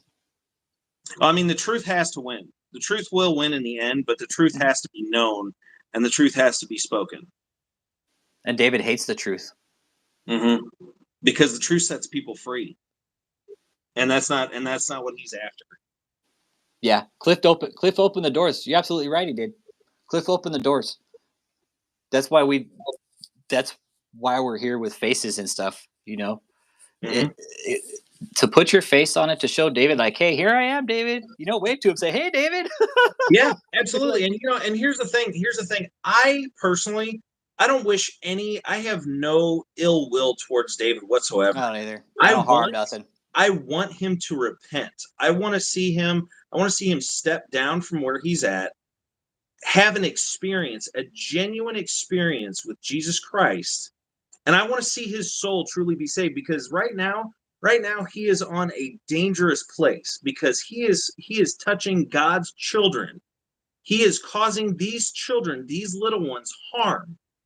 And it's going to be better for him at Judgment Day that a millstone be tied around his neck and him be cast into the depths of the sea than what he's doing right now. So like I said, I have no ill will towards the man, aside from any means that necessary to have him stop what he's doing. That's all we want. Yeah. Our goal here is to see him in jail because we know he's committing some really bad crimes. Mm-hmm. Not religiously, right? Religious crimes we know. And Yeah. there's no crimes against committing religious crimes. There's no laws against committing religious crimes. But you know what there are crimes against? Money laundering, sex crimes, human trafficking, fraud, extortion, coercion. Yep. There's crimes against that. There's laws against that. Yep. And we know David is committing all of those crimes. Mm-hmm. Well, when I was there in Detroit, there was a girl there that I believe is in relationship with him now, and she was 14, 13, something like that. She's in her 20s now, but I truly believe he groomed her because he brought her under his wing from the time that I was there, and I didn't know this. I didn't know this until I saw some other evidence that they were still involved together. And it's disgusting. It's so disturbing. And of course, like I mentioned earlier, she is a beautiful blonde-haired white girl. Were the parents with her when she went there? Yes. They were separated before I was even. No, I take that back. They weren't separated until after I left, but when I was still keeping up with people that were there. Hold on a second. Mm-hmm. Dude, get over it. Come on, man. Stop it.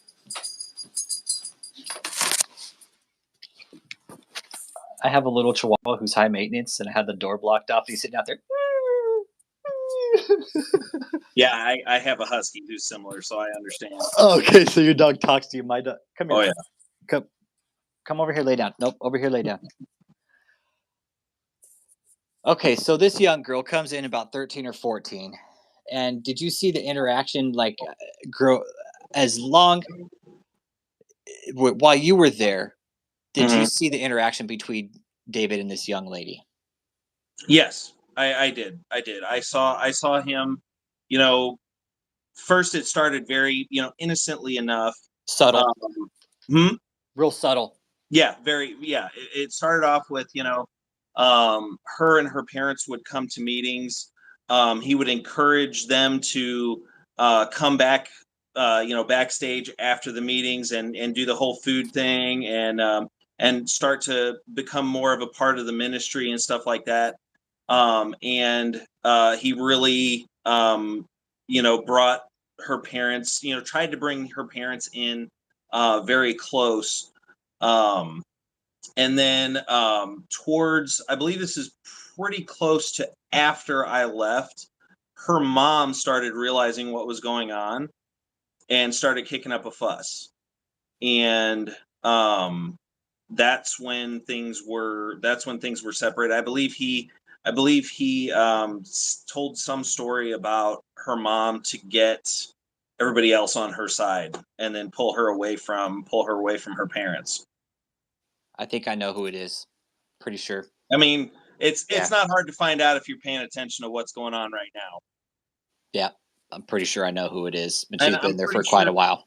I'm pretty sure her mom has taken legal action as well. Really? I think so. I'm not sure, but I thought hope so. to my knowledge, I believe she attempted to. Well, if this is the case, now we have for sure child grooming going on. Mm-hmm. Well, we called it. We knew it. We knew it. So David's grooming children. Yeah, for one purpose or another, yeah. There's kids at that hotel. What do you think they're grooming them for? Work on those fucking phones? Yep. Wow, David.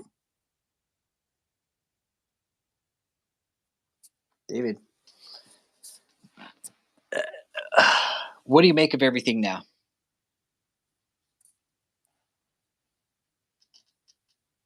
I am scared to see how things have progressed and gotten worse. You know, in the time that I've been gone, like I thought I left when it was bad. You know, I thought I left when it was bad, and then to see how things have just spiraled out of control, it's insane. It has reached a point of insanity.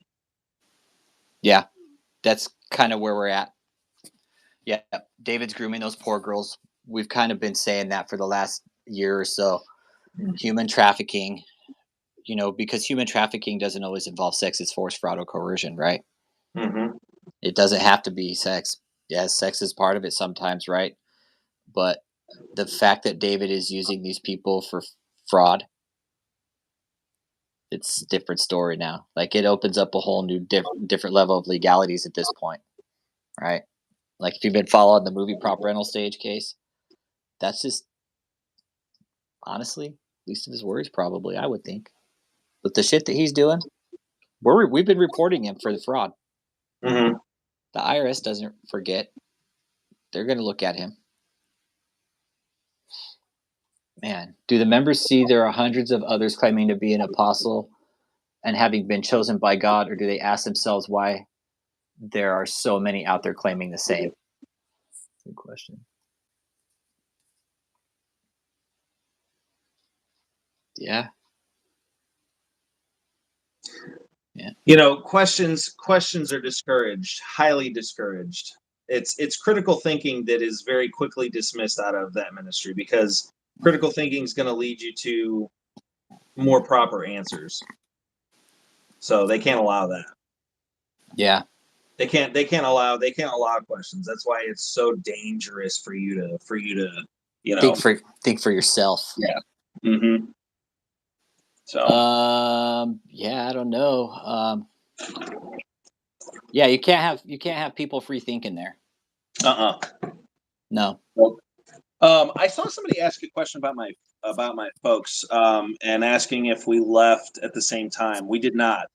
My parents kicked me to the curb, and then probably about 6 months to a year later, they left and came back to me and basically told me everything that I told them they found out was correct. So David was saying your dad was his private pilot. Mm-hmm. Yep. And my dad's name is Jim. I mean, he played it up. I mean, like, there's crusade videos of him bringing my parents on stage saying, "This guy's my pilot," and David never had an airplane ever. I don't know if that's changed, but I can't imagine that that's changed to this day. I can guarantee David should have hired us as his cost justification analysis board, because he would be in good shape. Dude, I tell you what, I work in corporate aviation right now, so I know what the cost of operation is for an airplane. It ain't cheap, dude. No, it ain't cheap. What, based off your knowledge, roughly, what is it operational cost? What does it cost to operate a G6? Just off the top of your head. $9,000 an hour. $9,000 an hour. Okay. Yep. Okay. $9,000 an hour. That's to charter. That's not direct operating costs. Direct operating costs is probably $55,000 to $6,000. What about charter costs? Say you're chartering. Charter cost is $9,000 an hour. Brand new G650. I manage one. Really? Yes, sir. Dang. Okay, so $9,000 an hour. Okay, yep. That's covering gas, insurance, your pilot. Yep, that's everything with the exception of landing fees and like the fees that are specific to exactly where you're going. That's what the homie Chris Com said. If you have like reverse thrusters, depending on the airport, like you pay more for that. Everything goes into it. Yep. I mean, if you're flying international, you have Customs and Border Patrol fees, you have handling fees, you have all manner of stuff. So the costs just go boop, up the okay. So $9,000 an hour. Okay. So David for sure couldn't operate Cessna because he doesn't have the credit to do it. He doesn't have the place to store it and the money to buy it. What's a G6 going for right now? $65 million. Brand new, used. Well, brand new out of the factory, you're on a waiting list, but yeah, it's about 65 million. Okay. We had a person who paid. They bought there was this sheik who bought one who was on the waiting list. He never had any intentions of keeping it. He quick flipped it and sold it for 75. Damn, 75 million. He made a $10 million profit immediately. Dang. So they don't ever lose value. Those things, they hold their value pretty well, I'm guessing. They hold value very well. Very Okay. well. And you can have a 20 or 30-year-old airplane that, I mean, of course it's depreciated some, but you can still sell it for quite a bit. Yeah, so but a 20-year-old G6, you could still sell it off for like 30 mil, 40 mil. Well, there are no 30-year-old G6s because they're so new of an airplane, but something like a G4, a G5, yeah, you can sell that for 30, 35 million. Wow. Yeah. Okay. This is good information. So David, another one up your ass, okay? You can't afford a G6, okay? You can't. They're too expensive. Yeah. Nope. No, you can't, David. No. Do you guys have any questions for Josh, man? Let's get one more question and I'm going to wrap it up. It's going on 8:30 here. I want to say thank you for dropping in like this on an impromptu, dude. You know, it takes a lot of balls to come out here on social media on a group that you've never met before and to put your face on it and speak out. It's huge. It's huge. Here's one. I'm not afraid. I'm here to tell the truth. I don't want to speculate. I don't want to say, hey, I saw something that could have been this. Yeah. I want to speak to what I did see and what I do know. Yeah. Because that's enough. The truth is enough for David. Yeah, that's it. Even if it's a smidge of it, because it's like this group putting this cult together is like turning on a flashlight in a dark tunnel, man. Turn it on for like 10 seconds, you get a little fucking view of it. Private devices. Oh man, I see we got good questions coming in all of a sudden. Did you know Joseph? There's one. Which Joseph? Bush. There were quite a few.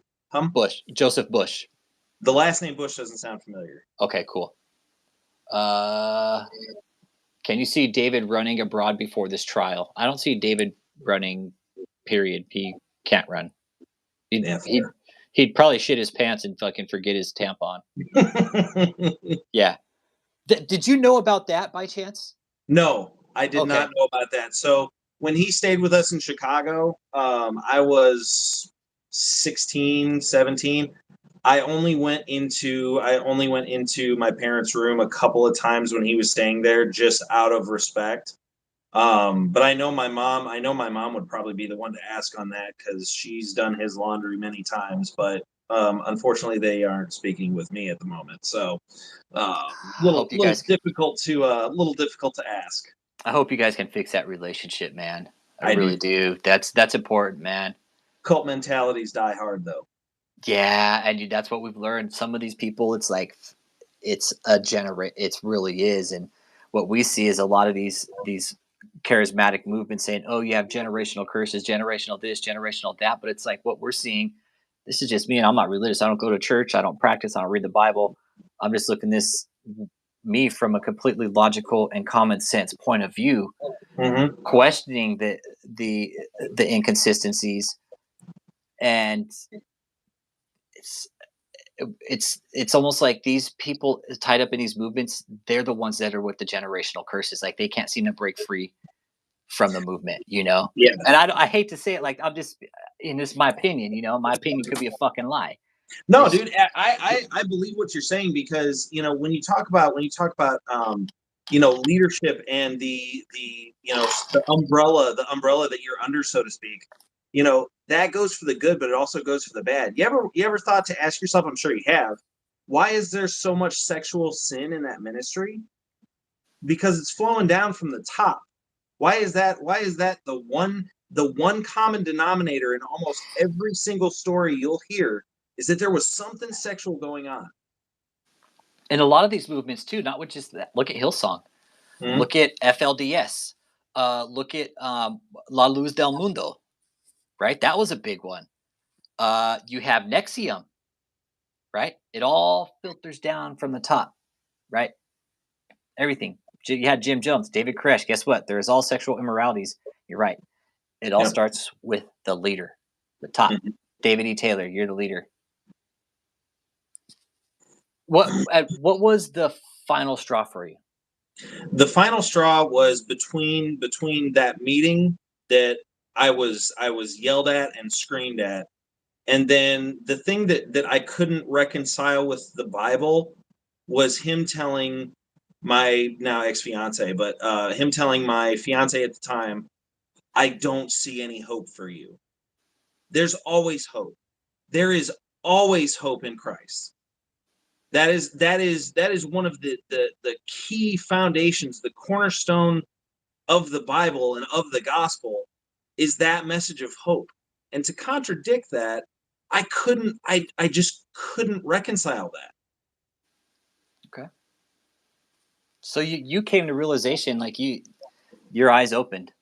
Yeah, once I recognized, and there was that light switch that happened where, okay, this is not biblical. Boom. And then all of these other things just fell into place. It's like, oh, well, then there's this, and there's this. And if this isn't right, then all of this other shit is going on. Was it an instant light switch? It was a light switch over time, but for some things there were some things that were just like, that were instant. But as far as like the deprogramming and the the things that I had been learned and taught for years and years, that all took a lot of time. And to be honest, there's still some anxiety and some things that I deal with on the daily that are leftovers of that. So you still deal with the leftovers of David's cult? Absolutely. And you've been out since what year? It's been about I think it was 2011. 2011. Okay, so you left 3 years after Cliff got there. Yep. Okay. Which I loved Cliff, man. He and I hung out all the time, dude. We had some great stories. Like did you guys make contact? Not yet. Not okay, yet. I sent him your information. I gave him your info, man, and I really hope you guys do, because this is what this is about: is getting you guys all back together on the outside. Because, dude, there's probably things you guys like about each other. Cliff was great. He was awesome to hang out with. Yeah, no, it's Jezebel spirit. Did the leaders ever monitor your devices? No. Okay. However, I didn't really. Well, you know what? Now that I think about it, so yes, they did via my parents. My parents reported to him. So yeah, not directly, but yes. Okay. Hey, Anonymous Legion, welcome. Not to get too personal, but why do his parents and him not talk? You're not obligated to answer why. So right now, the reason why I mentioned specifically cult mentalities die hard, one of the prevalent mentalities that cult puts in you is that if you disagree with me, you are not of God. You are not following God's path, or in some way you're standing against me. So there was a subject in the family that I was respectful about, but I disagreed with my parents on. And so that's why I say that cult mentality dies hard, because it was just a simple conversation with a simple question, and that was the last time I spoke with them. And how long ago was that, if you don't mind me asking? About 3 years. Okay, no contact since, huh? No, not other than a just a couple of little off the wall things that have come about. Yeah. No Merry Christmas, Happy Birthdays, nothing like Nope. that, huh? I reach out and get crickets. It's all time, man. Just love them more, dude. Yep. Love them more, man. Did you know Tony by chance? Bassinelli? Yeah. Yeah, I did. What? I was there when he he started. Okay. And how was he when you were only there, I guess. Young, innocent, full of life. He was passionate about life and passionate about God. Okay. So he was real passionate. That's kind of the backstory we got about him. That it's not abnormal for Tony to go all in.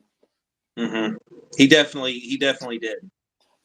Kennedy, he doesn't know Joseph because he left after Joseph. He left before Joseph got there. Joseph Bush, David's main yes man right now. Mm. Yeah, the one guy you always see up on stage. Yeah, so the main yes man after Cliff, but before Joseph, I guess. I did know him. Bill, I knew him. Bill Hody. Yep, and he came out. He's come out hard. Yeah, he came out. Who else has come out of there? Debbie Frazier's still there. She's actually at the hotel in Houston with her daughter. So she's still there. Her and her daughter are still there with her son Elijah.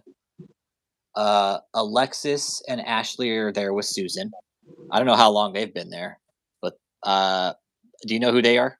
Alexis I don't and know Ashley? who they are. Okay, they might have got there after you left. Mm-hmm. There's so many. Did you know Pastor Steve? Yes. Okay. Very, very close. Okay, so you knew Pastor Steve well. Okay. Yeah.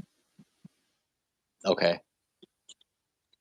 And how was he when okay, we talked about Steve, the Crypt Keeper. Keeper. George Scott. The name sounds familiar. The name sounds really familiar. I can't put a face though. I can't place the face. Okay. Did they threaten you when you left? Not physically. Spiritually. Yeah. Yeah, that's what we heard. It's like real spiritual threat, like, oh, you're gonna get cancer and die and gonna go to hell. Yep. That's what it was. I was threatened with an early death and hell. I mean, and that's all it takes for some people. I mean, when you're raised with the idea that you're walking on eggshells with God anyway, that's all it takes, man. Yeah, that's exactly what some of the people have said. When you're walking with God and like somebody threatens you. Final question. Yeah, we'll go ahead and make this final question. It's going on 9:00 now. What do you think we need to do to end all this and free those kids? So from what I've heard from recent days, I think we need current evidence and we need people who are involved or have been involved to come out and tell their stories. Because that alone is criminal testimony and will put him away for life. Grooming kids, yeah. Especially in Texas. Last guy that came to Texas and started grooming kids, guess what? It didn't end so well. They arrested him in, Colorado City, Texas. Right? And they called it El Dorado, and it was a man named Warren Jeffs running the FLDS church. And guess what? They cracked a safe and they found all his little pedo paradise tapes, and guess what they did? They arrested him, and he's sitting in prison right now for the rest of his life. Yeah, because of stuff with kids. Yeah. Yeah, well, and he can't go into Gen Pop because they take care of that. Even criminals don't put up with child predators. Nope. And Koresh groomed the kids. Jim Jones groomed the kids. They all did. It's all part of it. Even David has said Michelle has helped groom these people. It's all, we've related this to Ghislaine and Jeffrey, man. David being the Jeffrey Epstein and Michelle being the Ghislaine Brannon. Mm-hmm. Did you ever meet Michelle? I did.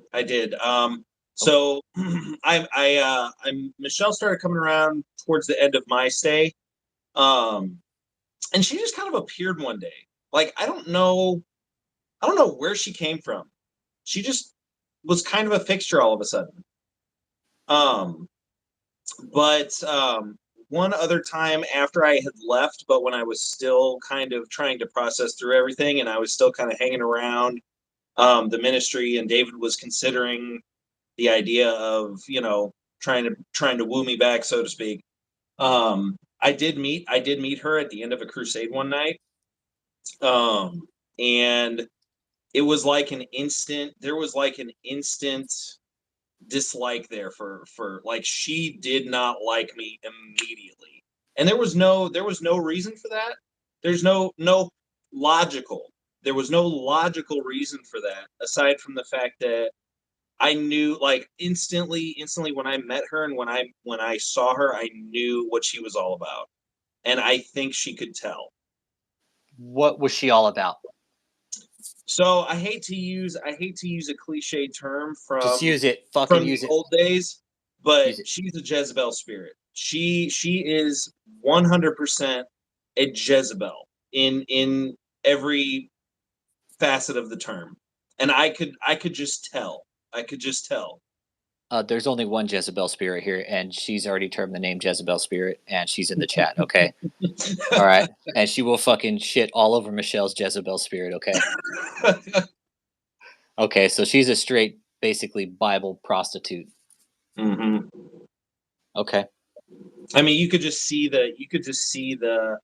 I don't want to say evil because I hesitate to, unless I know for sure, but like you could tell there was something in her spirit that just wasn't right.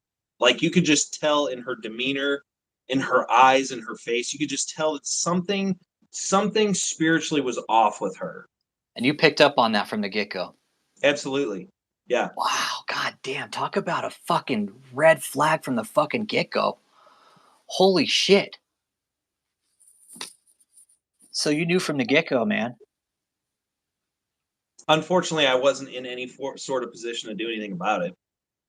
Yeah, but the thing is the fact that you picked up on that, and what's powerful is the cult members are they're watching this. David's watching this. We know he is.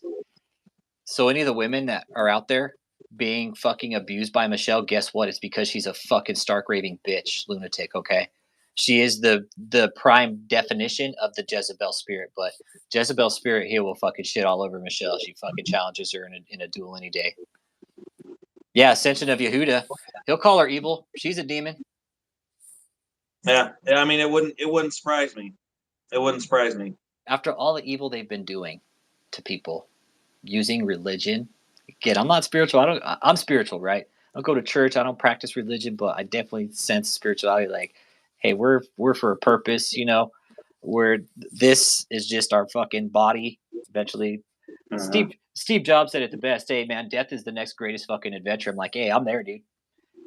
Like, what if this is dude, death. We're all a stopping off point. Yeah. We're just a fucking stop off point right here, man. This is a stop point. Yeah. Chris Com, she's evil as pure as fuck, man. But the fact that you picked up on her energy level, like you knew from the get go, like something was wrong with her. Yeah, it's the weirdest thing. I've never met anybody like that where, because I mean, I'm a nice guy.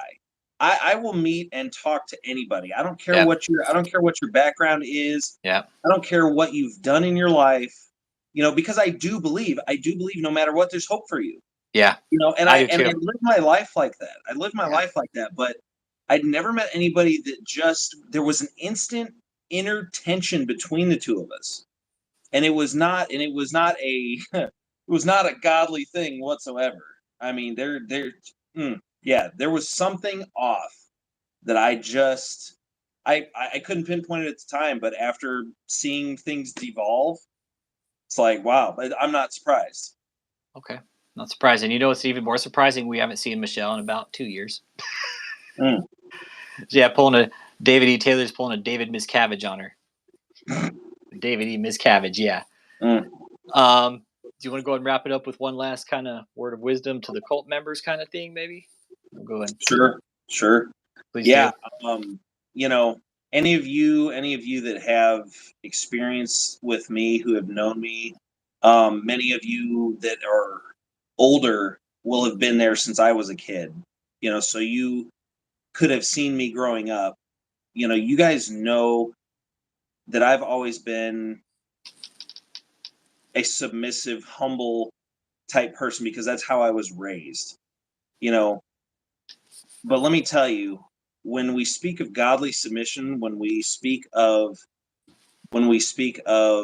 biblical submission to the Spirit, the Holy Spirit of God, this ain't it. This ain't it. This is wickedness that is demanding you to turn over your free will, your God-given free will. That is the first gift that God gave mankind, is free will. And this person is asking you to sacrifice that to try to ascend to some spiritually elite level that does not exist. The spiritual elitism that he peddles, it's not a thing. It doesn't exist. Every single person who knows God, who experiences God, is on that same level. Yes, there are people who have made sacrifices, who have done more to be closer to God, who have committed themselves further. But this dude ain't it. This dude ain't it. I've met the genuine. I've been around ministers, I've been around preachers, pastors, the best of the best and the worst of the worst my entire life. And this dude is telling you to submit your soul to him, not to God, to him, out of fear. Come out of the fear. Come out of the fear and tell me that this is still legit. Once you're no longer afraid, once you're no longer afraid of walking on eggshells with your Lord and Savior, Jesus Christ, tell me that this is still legit. That's all I got, because you won't. That'll be it. That'll be the end of it. Seek God for yourself. Find out who God is. The Lord God Almighty will show himself to you, and he'll show you who he really is, and then you'll be free. That's it. This dude ain't it. This dude is not it. And I don't think God wants us to walk on eggshells around him anyways in the first No, place. he doesn't. He doesn't. Look at our prime example. Our prime example is Christ's life on earth. He was a fun dude. I could just read the stories, read the Bible. The way that he interacted with his disciples, the way that he interacted with people. There wasn't a judgmental, hammer wielding God in the entire story of Christ. The one time when he got pissed off was when the Pharisees and Sadducees were selling stuff in his house. And then he kicked them the fuck out. That's the one time he got pissed, was at his people, his leaders, the people who claimed to represent him. Like David? Like David. David is a whitewashed sepulcher. And that's all I got to say about that. Well, it's been an absolute fucking privilege having you on to tell us on this impromptu again, man, Joshua. I can't wait till you and Cliff reconnect, man. Me too. I really can't, man, because this is what this was all about in the beginning, is getting you guys outside of this fucking cult. And, dude, just talking about it. Because there's a lot of channels out there talking about David who have done videos on David, but we're here to see this shit to the end. This guy needs to go down. And it's gonna snowball. Somebody said to me earlier, "Hey, dude, it's snowballing. The more and more people, dude, it's more and more people that start talking. It's gonna bring people up out of that fear. It really is, and they're gonna see that, hey, God is merciful. God does realize we make mistakes, and at the end of the day, God's still gonna love me regardless, right? Two things that you can't hurt a child, or what was the other one? And it's a couple mortal sins. Like, you can't kill yourself and you can't hurt a child, right? It's like those are God's sins, and given what David's doing, he's trodden on some pretty dangerous ground, I think. Yeah, for sure. Yeah, Jesus kicked out the people for stealing the people's money. Yeah, he still kicked out his own people. Well, and they were using his house to do it. It was the temple. Yeah, they're using Jesus' temple to get rich, basically. Yeah. Yep. But I'll let you go, man, and I'll go ahead and wrap it up, dude, if you want to drop out, and I'll go ahead and wrap up the chat. And again, dude, you're welcome here any fucking time, dude. By all means, welcome to the group, dude. Providing this platform. No, and David calls it, they're using the platform for the devil's work. All right. Well, yeah. My brother said it. My brother said it best. If this is the God that he is a part of, he don't want anything to do with it. No, he doesn't. He doesn't. Keep it up, man. Be good, right. Josh. Stay good, bro. Thank you, sir. All right. So, David, once again, you can't stop what we're doing, David. Yeah, David, you're headed to hell with doo-doo drawers on. He's like, don't forget my box of maxi pads either, okay? I have to take my pads. If I'm going to hell, okay, then Satan won't be able to shove pineapple up my ass like he did with Hitler and fucking Little Nicky, okay?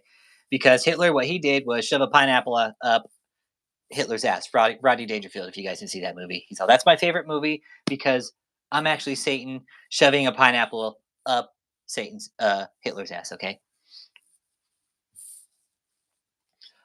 I see David fighting and kicking and screaming, and Michelle's got him on his back while he's trying, like, she's trying to wipe his ass with some fucking baby wipes.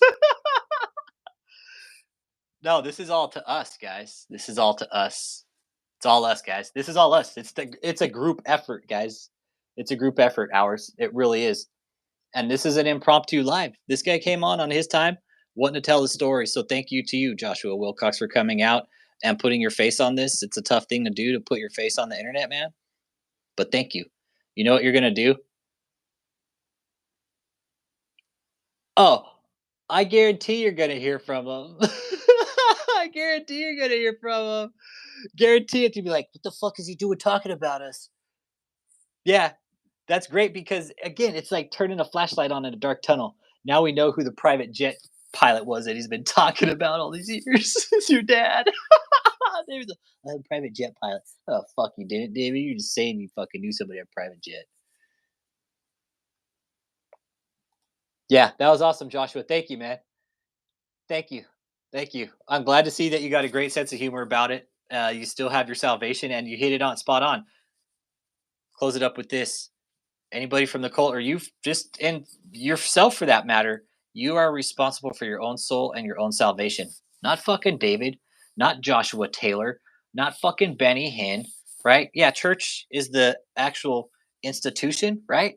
But you're responsible for your own salvation, man. Be a good person. Be a good person. Just do right, man. Do right. Be good. Don't be a shitbag like David and fucking put maxi pads in your fucking undies, okay? Because David's going to hell. Well, I don't know. I can't be the judge of that. I'm not the judge of that. I'll let God decide that. David's got to deal that out when he fucking meets the old man upstairs, right? I'm sure, sure. Dad's gonna be like, "Hey, you got to go the other way." God's gonna be like, "Hey, here's your maxi pads. Don't forget those."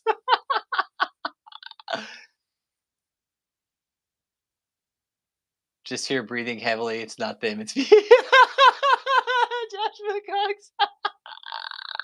Cox. Duck 3. That's too funny. That's funny.